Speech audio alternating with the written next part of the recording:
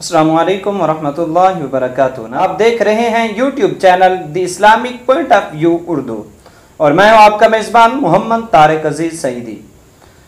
आप इस बात से बखूबी वाकिफ़ हैं कि हमारे इस चैनल का मकसद ये है कि आलम इस्लाम के ख़िलाफ़ होने वाली साजिशों को अब बेनकाब किया जाए। वो साजिशें जो कुतुब के अंदर मौजूद हैं, वीडियो शक्ल के अंदर मौजूद हैं, उन साजिशों को फिर जब और कुतुब के अंदर कन्वर्ट किया गया, मुख्तलिफ मुअर्रिखीन ने उनको लिखा, कुतुब के अंदर उनको दर्ज किया, अब वो उनके अंदर महसूर हैं, तो हम अब उन्हें बाहर लाना चाहते हैं, उम्मत मुस्लिमा तक उन सारी साजिशों को लाना चाहते हैं ताकि उम्मत मुस्लिमा इन साजिशों से बाखबर होकर अपनी राहों का तयन कर सके। नाज़रीन किराम, इन साजिशों का जो आगाज होता है हुज़ूर अलैहिस्सलाम के ज़माना अक़दस से इसका आगाज होता है। नाज़रीन किराम, आज जो हमने गुफ्तगू करनी है वो ये है कि आखिर आलम इस्लाम के खिलाफ ही साजिशें क्यों की जाती हैं। इस्लाम के खिलाफ जितनी साजिशें हो रही हैं इतनी किसी और मजहब के खिलाफ हरगिज नहीं साजिशें हो रही। आखिर इस्लाम के खिलाफ साजिशें क्यों हो रही हैं, ये आज हमारा टॉपिक है। इस पर मैं कोशिश करूंगा कि मुख्तसर से वक्त में आपके पास जो है ज्यादा से ज्यादा मवाद में पेश कर सकूं, ये जानने के लिए कि आखिर इस्लाम के खिलाफ ही सब कुछ क्यों हो रहा है। हमें आज से 1442 साल पीछे चलना पड़ेगा। ये जमाना हुजूर अलैहिस्सलाम का जमाना बाकमाल है। सरकार की तशरीफ आवरी से कबल यहूदो हुनूद, ईसाई और यहूदियों का ये मौक़िफ़ था और उनकी राय ये थी और उनके ख्वाब ख्याली ये थी कि नबी आखिर ज़मान जिसने तशरीफ लाना है वो हम में से होगा, यानी बनी इसराइल में से होगा। लेकिन जब हुजूर अलैहिस्सलाम की तशरीफ आवरी कुरैश के अंदर हुई, बनु इस्माइल के अंदर हुई, तो अब उन लोगों को बहुत तकलीफ हुई और उन्होंने हसद किया, बुग़्ज़ किया, जिसकी वजह से अक्सर इस्लाम भी नहीं लाए और वो जो है साजिशों के अंदर मुब्तला हो गए। अब हुज़ूर अलैहिस्सलाम के ज़माना के अंदर उन्होंने कुछ साजिशें की। सरकार अलैहिस्सलाम जब मक्के में थे उस वक्त तो इस कदर कोई साजिशें नहीं थी और उन्हें कोई इतना जो है कोई तकलीफ वगैरह नहीं थी। लेकिन जब सरकार अलैहिस्सलाम मक्का से मदीना तैयबा हिजरत करके चले गए और वहां जब रियासत मदीना का क़याम वजूद में आ गया तो उस वक्त जो है यहूदी और ईसाई जो है ये बहुत ज्यादा हसद के अंदर मुब्तला हो गए, बुग़्ज़ के अंदर मुब्तला हो गए और इन्होंने अगरचे सरकार से मुआहदे किए हुए थे उन यहूदियों के कबाइल ने, लेकिन उन्होंने साजिशें शुरू कर दी और जो वादा शिकनी है उनके ऊपर वो उतर आए। कुरान मजीद फुरकान हमीद ने इस चीज को भी बयान किया है कि ये यहूदी और ईसाई ये जो दुश्मनान इस्लाम है ये किसी भी तरह से आराम से नहीं बैठ सकते। ये मत सोचें आप कि ये यहूदी और ईसाई और ये दुश्मनान इस्लाम जो है ये तुम्हें आजाद रहने देंगे, अमन और सुकून से रहने देंगे। फरमाया ऐसा हरगिज नहीं हो सकता। सूरह बकरा आयत नंबर 217 है, उसका थोड़ा सा हिस्सा आपके सामने रखने लगा हूं, सिर्फ उतना जिसके अंदर आपने ये बयान किया। फरमाया वला यज़ालूना युकातिलूनकुम हत्ता यरुद्दूकुम अन दीनिकुम इन इस्तताऊ। फरमाया कि उस वक्त तक तुमसे कत्ल गरारत करते रहेंगे, उस वक्त तक तुमसे ये जंग जारी रखेंगे जब तक तुम अपना दीन छोड़कर इनके दीन के ऊपर ना आ जाओ। तो यहां कुरान मजीद फुरकान हमीद ने एक जंग का तस्करा फरमाया कि ये तुमसे जंग करते रहेंगे। अब ये जंग कैसे हुई, मैं उसकी कोशिश करता हूं जल्दी से सारी तफसील आपके सामने ये रखूं। जंग की दो किस्में होती हैं। एक जंग होती है हथियारों के साथ, वो गर्म जंग उसे कहते हैं। एक होती है साजिशी जंग, फिक्री जंग, उसे सर्द जंग कहते हैं। तो शुरू जमाने में इन्होंने हथियारी जंग, गर्म जंग जो है वो शुरू की। हुजूर अलैहिस्सलाम के जमाने बाकमाल के अंदर इन्हें जब मदीना तैयबा से निकाल दिया गया तो एक इन्हें यह तकलीफ हुई कि अब हमें यहां से निकाल दिया गया। फिर हुजूर अलैहिस्सलाम के जमाने अक़दस के बाद सैयदना उमर बिन खत्ताब रज़ियल्लाहु तआला अन्हु के जमाने अक़दस के अंदर जितनी फतूहात हुई, इस्लाम जिस कदर फैला, जितने ममालिक फतह हुए, उनमें से अक्सरियत जो थे वो या तो यहूदी ममालिक थे या ईसाई ममालिक थे। उनकी फतुहात हुई।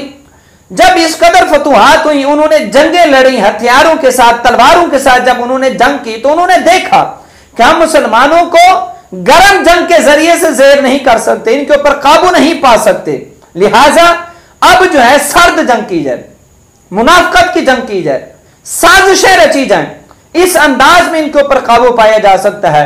तब से फिर जो है वो सर्द जंग शुरू हो गई। अगरचे गर्म जंग खत्म नहीं हुई, लेकिन वो भी उन्होंने जारी रखी, लेकिन वो छोटे पैमाने पर थी, एक दिखलावे के लिए थी। लेकिन हकीकत में जो उन्होंने जंग लड़ना शुरू की वो ये सर्द जंग थी, साजिशी जंग थी। उसी के नतीजे में हजरत उमर बिन खत्ताब रज़ी अल्लाह तआला अन्हु की शहादत हुई। उसी के नतीजे में हजरत उस्मान गनी की शहादत हुई। उसी के नतीजे में हजरत मौला अली मुश्किल कुशा की शहादत हुई। उसी के नतीजे में हजरत इमाम हसन मुश्तबा की शहादत हुई। और उसी के ही नतीजे में हजरत इमाम हुसैन रज़ी अल्लाह तआला अन्हु की शहादत बाकमाल हुई। ये सारी साजिशें थीं और ये हुदूद की साजिशें थीं। ये किस अंदाज की साजिशें थीं वो मैं बताता हूं कि कैसे इनकी साजिशें और ये शहादतें कैसे हुई। उन्होंने यहां तक पहुंचे, हजरत इमाम हुसैन की शहादत हुई। फिर उसके बाद उन्होंने ये देखा, ये साजिशें जो ही पहले चलो मैं वो बता दूं आपको कि जो साजिशें हुई ये इस तरह हुई कि कुछ लोग उन्होंने इस्लाम का लिबादा ओढ़ कर, हकीकत में वो या यहूदी थे या ईसाई थे, कुछ के अंदर यहूदियां शामिल किए गए, कुछ में ईसाइयत को शामिल किया गया, दोनों जो है मिलकर ये इस्लाम के खिलाफ आए, साजिशें रची। तो खैर ये इस्लाम का लिबादा ओढ़, हकीकत में वो यहूदी और ईसाई, लेकिन उन्होंने जो जाहिर किया कि हम मुसलमान हैं, आपसे बड़ा प्यार करने वाले हैं, बड़ी मोहब्बत करने वाले हैं, बड़े दीन के खैर खां हैं, वो आ गए इस्लाम का लिबादा ओढ़कर। उन्होंने फिर अंदर जो है एक दूसरे के खिलाफ, इसको उसके खिलाफ, उसको इसके खिलाफ बातें शुरू की। बीच में वो सफीर का काम बसौकात उन्होंने किया। इधर से कुछ कहा जाता लेकिन आगे वो जाकर कुछ कहते, उधर से कुछ कहा जाता लेकिन आगे वो इधर आकर कुछ और कहते। इस अंदाज में साजिशें रची गई, एक दूसरे के खिलाफ किया गया उन्हें। फिर इस अंदाज में फिर जंगें हुई। जैसे हजरत इमाम हसन मुश्तबा की जो शहादत हुई ये उसका है। हजरत उमर बिन खत्ताब रज़ी अल्लाह तआला अन्हु की जो शहादत है वो इसी कदर कि एक गुलाम लाया गया, हकीकत में वो क्या था, यहूदी था, लेकिन उसने इस्लाम का लिबादा ओढ़ा और आ गया, और उसी ने फिर हजरत इमाम उमर पाक को शहीद किया। फिर इसी तरह हजरत उस्मान गनी को भी जो शहीद करने वाले थे वो दर हकीकत यही साजिशी अनासर थे। और हजरत मौला अली मुश्तबा की भी शहादत इन्हीं साजिशों ने की, इमाम हसन मुश्तबा की भी शहादत इन्हीं साजिशियों ने की, इमाम हुसैन को भी शहीद इन्हीं साजिशों ने कराया। फिर खैर आगे चलते हैं। अब हम आगे चलकर हजरत उमर बिन अब्दुल अजीज रज़ी अल्लाह तआला अन्हु का दौर मुबारक आया, तो उस दौर के अंदर फिर इस्लाम मजीद उभर कर आया, मजीद जो है अदल इंसाफ का चर्चा हुआ। तो उनकी जितनी साजिशें थी वो दम तोड़ गई। हजरत उमर बिन अब्दुल अजीज ने अपनी दूर अंदेशी से सारी साजिशों को खत्म किया, इस्लाम फिर से निखर कर सामने आ गया। फिर आगे चले, थोड़ा सा जमाना चलता आया तो मुख्तलिफ मुजाहिदीन इस्लाम जो है वो बरसरे पैकार रहे और यहूद हुनूद के खिलाफ ये जितनी भी सरेबी जंगें हुई, अंदाजा लगा इस्लाम की जितनी भी जंगें हुई हैं ज्यादातर यहूदियों और ईसाइयों के खिलाफ हुई। सुल्तान सलाहुद्दीन अय्यूबी रहमतुल्लाह तआला अलैह ने भी जितनी जंगें लड़ी हैं सारी सलेबियों के साथ हैं, यहूदियों के साथ हैं। तो जब ये देखा उन्होंने कि अब फिर से ये पावर में आ गया है इस्लाम और मुसलमान, जंग के साथ हम हरगिज़ नहीं इनसे जीत सकते, हथियारों के साथ हम नहीं लड़ सकते इनके साथ, लिहाजा अब साजिशें उरूज पर की जाए। हजरत सुल्तान सलाहुद्दीन अय्यूबी के दौर में भी साजिशें थीं, लेकिन वो इस दर्जे की नहीं थी। फिर उसके बाद उन्होंने साजिशों का जो दायरा कार है वो मजीद वसी किया, यहां तक कि मुस्लिम हुक्मरानों के दरबारों में कई वज़रा वो यहूदी या ईसाई या उनके जर खरीद, कई मशीर जो है वो उनके जर खरीद या खुद ही यहूदी या ईसाई। उन्होंने कुछ तो लोगों को खरीदा, वज़रा को, वजीरों को, मशीरों को खरीदा जो पैसे के पुजारी थे, उन्हें पैसे के जरिए, और सबसे बड़ा जो हथियार इस्तेमाल किया गया वो औरत का हथियार था। जो आज तक इस्तेमाल हो रहा है।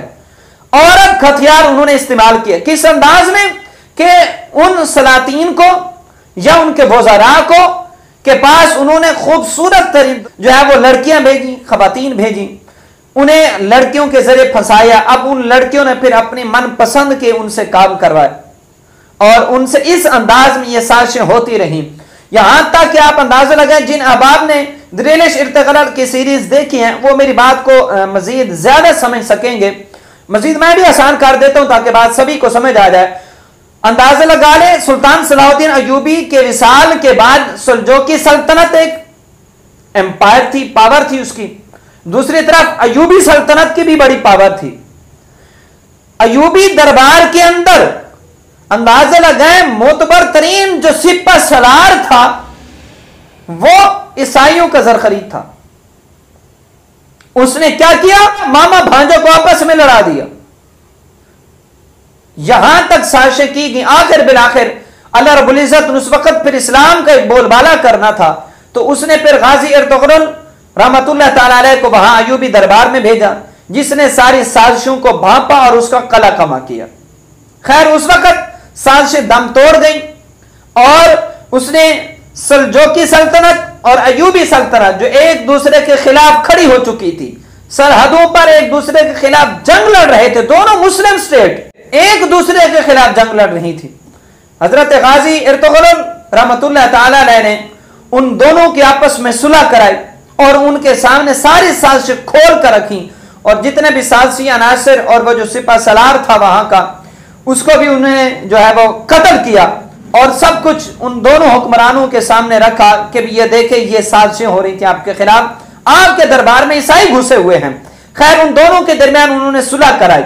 जब सुलह हुई तो यहूदी और ईसाई ये मजीद मुनज़्ज़म होना शुरू हुए, इन्होंने अपना गठजोड़ किया, फिर इस्लाम के खिलाफ ये मैदान अमल में आए। उन्होंने कहा कि पूरी दुनिया को हमने ज़ेर करना है, तो उसके खिलाफ फिर अल्लाह रब्बुल इज्जत ने गाजी इर्तुगरुल को तलवार देकर भेजा। शेख अकबर इमाम मुहियुद्दीन इब्न अरबी रहमतुल्लाह ताला अलैह को इल्म रूहानी अता करके भेजा। इन दोनों ने मिलकर शेख अकबर रहमतुल्लाह ताला अलैह ने इब्न अरबी रहमतुल्लाह ताला अलैह ने गाजी इर्तुगरुल की तरबियत की आला अंदाज के अंदर और फिर इस अंदाज में गाजी इर्तुगरुल रहमतुल्लाह ताला अलैह ने सारी साजिशों को तोड़ा। फिर उनके बाद उनके साहबजादे गाजी उस्मान रहमतुल्लाह ताला अलैह ने सारे साजिशों को खत्म किया, सारी दुश्मनियों को और सारी यहूदियत और ईसाइयत को नाकू चनो चबवाए और उन्हें सरनिगो होने पर मजबूर किया और फिर से इस्लाम की कुव्वत को उभारा और सल्तनत उस्मानिया की शक्ल के अंदर फिर इस्लाम सुपर पावर बनकर मैदान के अंदर और दुनिया के सामने आ गया। उसके बाद तकरीबन 500 साल तक यहूदी और ईसाई सर पीटते रहे, रोते रहे, कोशिशें करते रहे, मुनज़्ज़म होते रहे कि फिर से जो है वो इस्लाम के खिलाफ बरसरे पैकार आया जाए। क्यों? वजह यह कि इस्लाम ने जब ये खिलाफत उस्मानिया का कयाम भी हुआ, गाजी इर्तुगरुल हो या गाजी उस्मान हो, इन दोनों ने जिन कुव्वतों को, एक तरफ तो मंगोल थे, दूसरी तरफ ये ईसाई थे, यहूदी थे, इन दोनों को, यहूदी ईसाई और मंगोलों को इन्होंने नाकू चने चबवाए और उनकी हुकूमतों को तार तार करके इस्लाम की धाक दुनिया पे बिठाई। तो सबसे ज्यादा नुकसान इस्लाम ने जिस मजहब को पहुंचाया और जिन मजहब वालों को इस्लाम और मुसलमानों से सबसे ज्यादा नुकसान उठाना पड़ा वो यहूदी और यही ईसाई हैं। तो 500 साल तक ये मुनज़्ज़म होते रहे। उसके बाद इन्होंने एक सल्तनत भी, एक हुकूमत भी इन्होंने दरियाफ्त की, एक मुल्क दरियाफ्त हुआ। कोलंबस ने वो मुल्क दरियाफ्त किया। अब वो मुल्क कौन सा है वो हम आगे आपको बताएंगे। खैर इन्होंने मुनज़्ज़म हुए, फिर खिलाफत उस्मानिया के अंदर वहां के वज़रा को, कुछ लोगों को, ये हर दौर में चला आता रहा है कि हर हुकूमत के अंदर कुछ ऐसे वज़रा होते हैं जो दौलत के पुजारी होते हैं, भूखे होते हैं, जिन्हें मजहब से, मुल्क से, वतन से कोई लगन नहीं होती। उन्हें गरज होती है तो सिर्फ दौलत से होती है, अपनी शोहरत से होती है, अपने ओहदों से होती है। वो ये नहीं देखते हम क्या कर रहे हैं, वो कहते जिसका मर्जी काम करें, हमारे पास बस दौलत आनी चाहिए। तो ऐसे खिलाफत उस्मानिया के अंदर भी उन्हें कुछ लोग मिल गए जिन्होंने ये काम किया और इस्लाम के खिलाफ अब वो उभर कर फिर सामने आए और उन्होंने साजिशें रची और खिलाफत उस्मानिया को तार तार कर दिया, टुकड़े टुकड़े हो गए उसके। अब फिर उसके बाद जो है ये लोग खुलकर मजीद सामने आए। फिर उसके बाद क्या क्या साजिशें हुई, किस अंदाज में उन्होंने साजिशें की और इस्लाम के खिलाफ साजिशें रचने के लिए, इस्लाम के खिलाफ एक मुल्क को मखसूस करने के लिए कि एक मुल्क हो जिसके जरिए से हम इस्लाम के खिलाफ खुलकर सामने आए, इस्लाम के खिलाफ वहां से काम हो। उस मुल्क का मकसद ही यही हो कि इस्लाम के खिलाफ हमने काम करना है। एक मुल्क बनाया जाए, जो मुल्क उन्होंने दरियाफ्त किया और उस मुल्क का नाम क्या है, फिर वहां से कैसे साजिशें रची गई, क्या क्या कुछ हुआ उस मुल्क से और आज तक होता चला आ रहा है, वो कौन सा मुल्क है, उस मुल्क का किस मजहब से ताल्लुक है, यह हम इंशाअल्लाह आपको अगली वीडियो के अंदर बताएंगे। तो यहां तक यही खुलासा लब्बे रुबाब इस गुफ्तगू का यही है कि इस्लाम से जिस मजहब को सबसे ज्यादा नुकसान पहुंचा वो यहूदी और ईसाई है। इसी वजह से आप देख लें यहूदियत और ईसाइयत मुसलमानों के खिलाफ जो है सफ़े अव्वल के अंदर है। बाकी मज़ाहिब भी इस्लाम के खिलाफ हैं, काम कर रहे हैं, साजिशें रच रहे हैं, लेकिन वो सारे यहूदियत और ईसाइयत के मातहत तो आकर ये सारी साजिशों का हिस्सा बने हुए हैं। हिंदू हो, सिख हो, ये दीगर जितने भी मज़ाहिब हैं, सभी के सभी इन्हीं यहूदी और ईसाइयों के ज़ेरे साया आकर और उन्हीं के अता करदा उसूलों और कवानीन के मुताबिक और उन्हीं के इशारों पर चलते हुए इस्लाम के खिलाफ काम कर रहे हैं। तो अब ये कौन लोग हैं और किस मुल्क से हैं, क्या कुछ है, ये हम इंशाल्लाह आपको अगली वीडियो के अंदर बताएंगे कि वह कौन सा मुल्क है, कैसे उसकी दरियाफ्त हुई।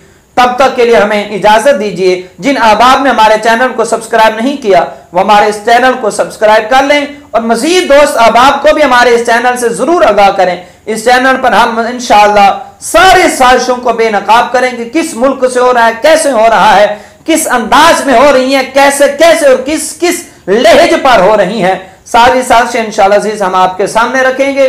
तब तक के लिए अपने मेजबान मोहम्मद तारिक अज़ीज़ सईदी को इजाजत दीजिए। अल्लाह हाफिज।